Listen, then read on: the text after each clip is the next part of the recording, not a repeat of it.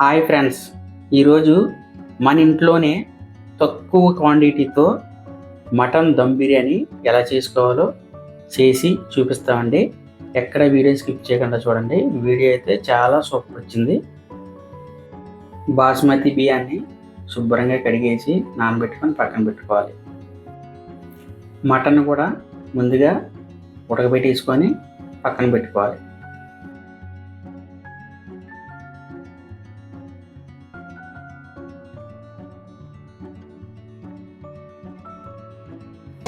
Rice ఉడికించుకోవడానికి ఒక పాత్రలోని నీళ్ళు వేసుకొని మసాలా దినుసులన్నీ కూడా వేసుకోవాలి.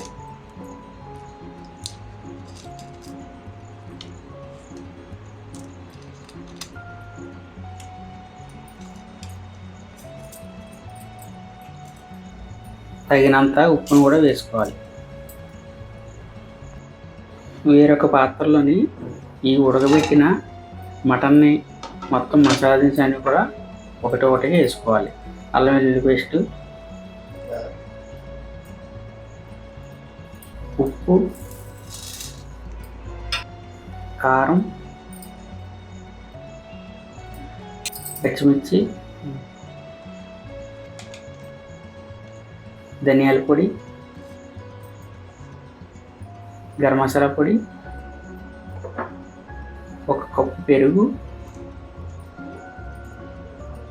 ఆయిల్.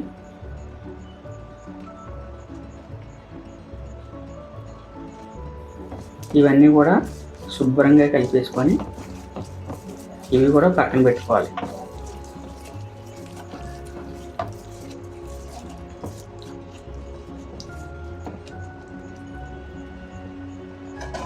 మూత పెట్టి లో ఫ్లేమ్లో ఉడికించుకోవాలి. ఈలోగా ఎసరు మరిగిపోయింది. ఇప్పుడు ముందుగా నానబెట్టి శుభ్రం చేసుకున్న ఈ బాస్మతి బియ్యాన్ని కూడా ఇందులో వేసుకొని 80% ఉడికించుకోవాలి.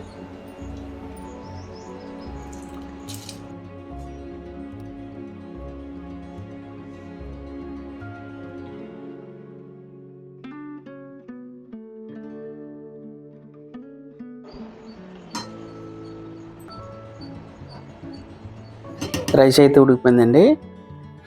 ఈ నీరుని వార్చేసుకొని మనం పక్కన పెట్టుకోవాలి. ఇప్పుడు ముందు రెడీ చేసి పెట్టుకున్నాం కదా మటన్ ఎంతవరకు ఉడికిందో చూద్దాం. చూడండి, ఈ మటన్ కూడా కాస్త దగ్గరికి అయిపోయింది కాబట్టి మటన్ని ఒక ప్లేట్లో తీసి పక్కన పెట్టుకోవాలి. ఆ రైస్ వేసిన తర్వాత ఇప్పుడు ఈ మటన్ కూడా పైన వేసేసుకోవాలి. అప్పుడు బాగా కలుస్తుంది అన్నమాట.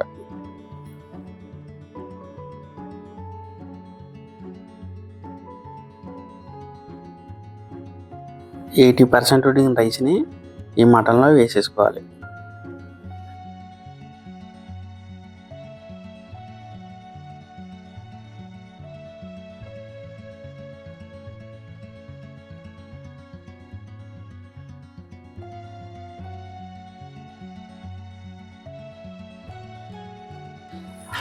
ముందు పక్క తీసి పెట్టుకున్న ఈ మటన్ కూడా ఇందులో వేసుకొని మనం కలిపేసుకోవాలి.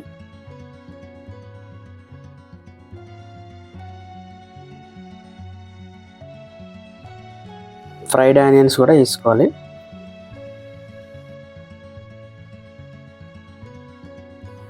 కాస్త కొత్తిమీర, కాస్త పుదీనాను కూడా వేసుకొని మూత పెట్టి ఒక 5 minutes లో ఫ్లేమ్లో ఉడికించుకుంటే సరిపోతుందండి.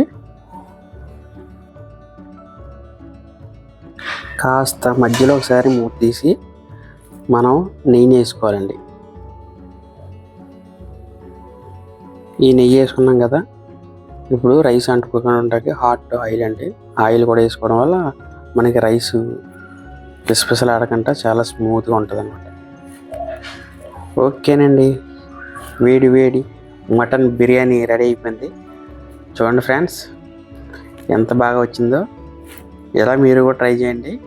రుచి అయితే మాత్రం అమోఘంగా ఉంటుంది. మా వీడియో కనుక మీకు నచ్చితే లైక్ చేయండి, షేర్ చేయండి. ఇంతసేపు మా వీడియోని ఓపికగా చూసినందుకు మీ అందరికీ కూడా ధన్యవాదాలండి. ఇంకా మీకు మంచి మంచి వీడియోలతో మీ ముందుకు వస్తాం. మన ఛానల్ మాత్రం సబ్స్క్రైబ్ చేసుకోండి, మర్చిపోకండి ఫ్రెండ్స్. బాయ్.